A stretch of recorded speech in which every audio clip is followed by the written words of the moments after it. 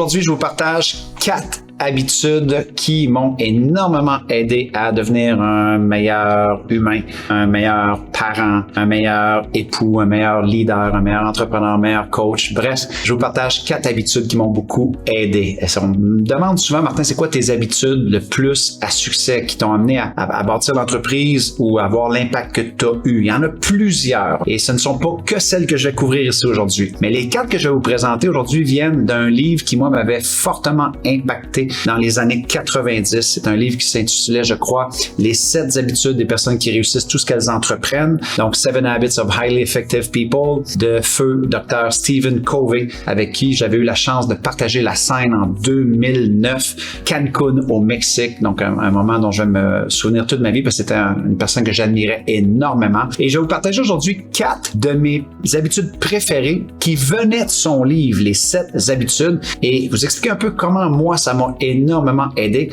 dans l'espoir que ça vous aide vous aussi. Peu importe votre point d'origine, peu importe c'est quoi votre projet ou votre entreprise, j'espère que ça va vous apporter énormément de valeur. Alors, on va voir ça sans plus tarder.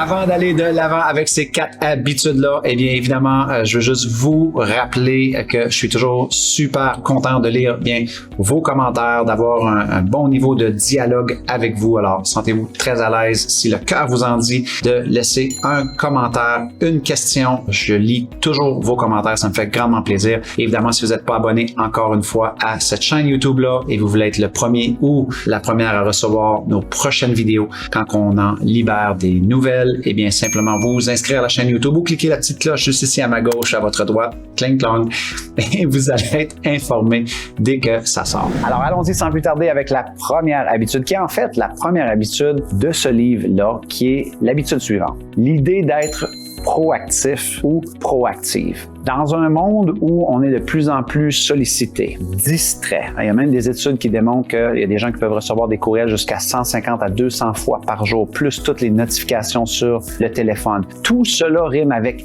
réactivité et ça va vous mener à un manque d'attention, à de l'éparpillement, à de l'essoufflement. Donc, l'idée ici d'être proactif, c'est de vraiment être au clair sur qu'est-ce qui est dans mon contrôle. Plutôt que de perdre de l'énergie et d'être constamment réactif sur des trucs sur lesquels vous n'avez pas le contrôle, qui est à l'extérieur de votre sphère de contrôle, de vraiment être au clair de dire qu'est-ce que moi je peux contrôler. Et moi, je sais qu'à l'époque où j'ai lu ce livre-là, que je démarrais en affaires, j'étais extrêmement réactif. Donc, j'avais aucune planification. Les gens me proposaient quelque chose, je disais oui, mais finalement, j'aurais souvent dû dire non. J'essayais de suivre les tendances, j'essayais de suivre toutes sortes de trucs qui me mettaient en réactivité. Et la réalité, c'est que je n'étais pas proactif sur ce que moi, je pouvais vraiment contrôler. À cette époque-là, les éléments qui étaient très importants, c'est d'abord, avant tout, c'était ma vision de moi-même. J'aurais dû la travailler parce que j'avais le plein contrôle là-dessus. Ma vision du monde, OK?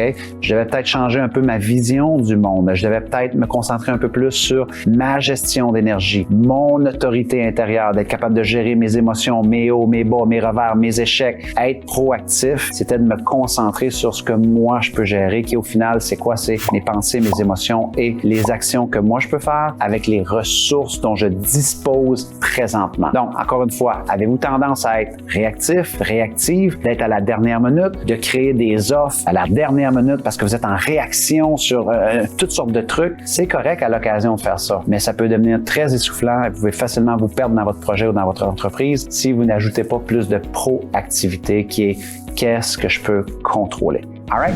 La deuxième habitude de ce livre-là qui m'a vraiment interpellé, c'est cette idée-là d'agir dans un mindset de gagnant-gagne. La question qu'on me demande souvent, moi, c'est qui ta compétition? Et moi, j'ai jamais perçu personne en mon domaine de la compétition. Mon boulot à moi, c'est de créer des collaborations et de m'assurer que je suis le meilleur que je peux pour mon industrie, pour mon domaine, parce que si moi je suis excellent, c'est bon pour l'industrie. Mais si je parle comme mon compétiteur, si je parle comme mes collaborateurs, si j'en viens toujours à créer des ententes qui ne sont pas gagnantes, à un moment donné, je vais être le seul à gagner et je vais me mettre à avoir une armée de personnes qui va parler contre moi, qui va parler contre mes services, qui va parler à propos de l'expérience mauvaise qu'ils ont eue avec moi parce qu'ils ont peut-être perdu. Alors l'idée ici, c'est de dire comment je peux approcher mes relations gagnant gagnante-gagnante. C'est-à-dire, c'est normal que moi, je veux gagner, mais comment je peux faire gagner la personne qui est devant moi? Comment je peux la faire s'élever, sortir le meilleur de elle, voir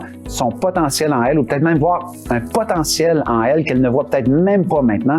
Une grande qualité que les leaders ont. Et ça va vous assurer d'avoir une habitude de toujours rentrer en relation ou en transaction pour vous assurer que c'est du gagnant.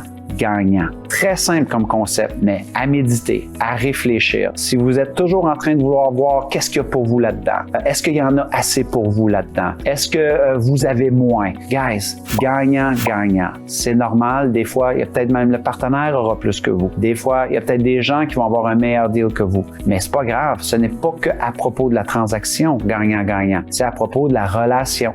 Il y a d'autres bénéfices qu'on peut aller chercher dans une entente avec une personne. C'est pas que de l'échange financier, ça peut être relationnel, ça peut être des mises en contact, ça peut être que ces gens-là vous apprennent des choses, ça peut être qu'ils ressortent le meilleur de vous. Regardez cela dans un ensemble et pas que dans une transaction financière ou dans une entente entrepreneuriale. Alright? Donc, allons-y sans plus tarder avec la troisième habitude qui m'a énormément interpellé, qui est celle, c'est la dernière, je crois, qui est celle d'affiler sa hache. Dans son livre, Stephen Covey raconte cette vieille histoire-là que c'était un jeune et un vieux qui étaient à un concours de bûcherons et le concours était d'abattre le plus d'arbres possible. Et lorsque la compétition a commencé, le jeune a commencé à abattre des arbres d'une façon exceptionnelle et il prenait pas de pause, il était tout simplement en feu, jeune, fringant et il abattait les arbres comme les gens avaient jamais vu. Et le plus âgé des bûcherons, lui, a commencé à abattre les arbres et à un moment donné, il s'est juste retiré de la compétition pour s'en aller dans les bois prendre une pause. Et quand le jeune a vu ça, il s'est mis à rire, il a dit « t'es fatigué, t'es brûlé, t'es un has-been » et les gens dans la foule sont même mis à se moquer. Et quelques minutes plus tard, eh bien, le vieil homme revient puis il continue à abattre des arbres et après un certain temps, il retourne dans la forêt, même cirque, la foule se met à rire, le jeune bûcheron se met à rire. Tout ça pour finalement, à la fin de la compétition, quand c'est venu le temps de faire le compte de qui avait abattu le plus d'arbres, eh bien, c'était le vieil homme qui avait remporté. Évidemment, le jeune homme, lui, était outré de ça. Il a dit, c'est impossible, moi, j'ai pris aucune pause, j'ai travaillé sans arrêt, j'ai frappé dans les arbres sans arrêt, et lui a pris 4-5 pauses, comment c'est possible qu'il ait abattu plus d'arbres que moi? Et le vieil homme a tout simplement répondu que, alors que tout le monde pensait que j'allais me reposer parce que j'étais trop vieux, tout ce que je faisais, c'est que j'allais affiler ma hache. Et moi, à cette époque-là, quand j'ai lu cette histoire-là, j'étais le jeune, en fait, qui frappait beaucoup, qui faisait beaucoup d'actions, beaucoup d'efforts, beaucoup de tentatives, beaucoup de choses, mais la réalité, c'est que je faisais beaucoup de coups qui donnaient pas de résultats éclatants parce que je n'affilais pas ma hache. Donc, dans le monde entrepreneurial ou du leadership ou les gens qui veulent réaliser des choses, c'est sûr, c'est tout ce qui est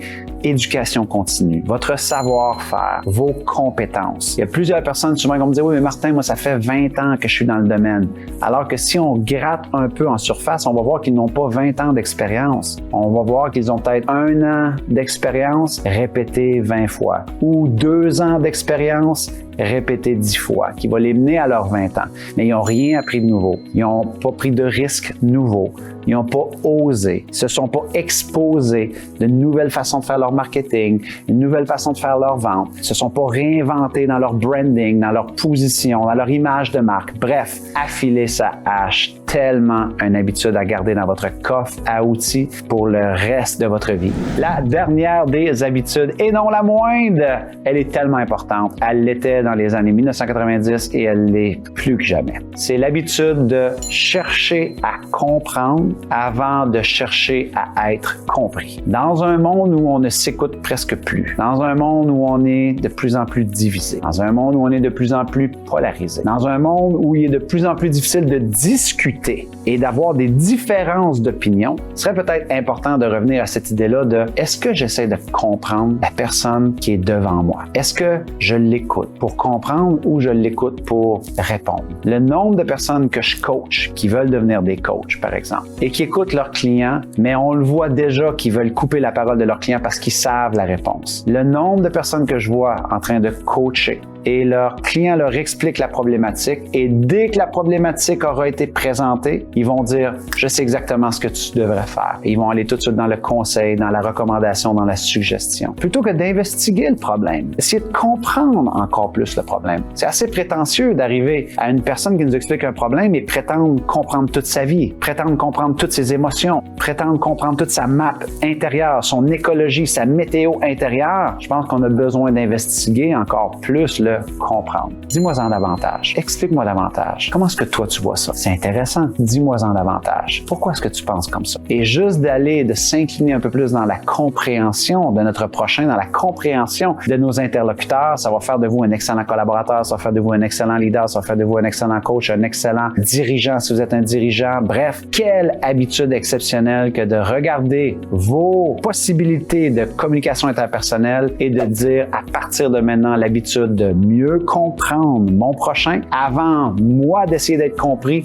va m'amener beaucoup plus loin. Et l'ironie, évidemment, vous avez bien compris, c'est qu'on vit dans un monde où tout le monde se dit incompris. Tout le monde voudrait tellement qu'on les comprenne. Tout le monde voudrait tellement qu'on comprenne leur situation. Puis c'est correct. Mais en même temps, la clé pour être compris, c'est de comprendre la personne qui est devant nous. Alright? Donc, voilà les amis. Alors, j'espère que ça va vous aider dans votre parcours, votre chemin, peu importe où ce que vous êtes présentement en francophonie mondiale, en train d'écouter cette vidéo-là. Je suis curieux, encore une fois, de voir est-ce qu'il y a une de ces 4 habitudes-là qui vous parle, qui vous interpelle. Vous dites, Martin, je devrais faire celle-là un petit peu plus. Simplement l'écrire dans les commentaires. Je vais être très content de vous lire. Ou s'il y en a une autre que vous aimiez de ce livre-là, les 7 habitudes des personnes qui réussissent tout ce qu'elles entreprennent, ça va me faire plaisir de voir laquelle était votre préférée. Alors moi, il me reste simplement à vous dire, merci d'avoir été à l'écoute et évidemment, jusqu'à notre prochaine vidéo, prochaine communication, soyez reconnaissants, reconnaissantes, célébrez la magie d'aujourd'hui parce que, my God, que c'est important d'être dans la reconnaissance. Oui, il y a des défis, oui, il y a des tensions, mais on a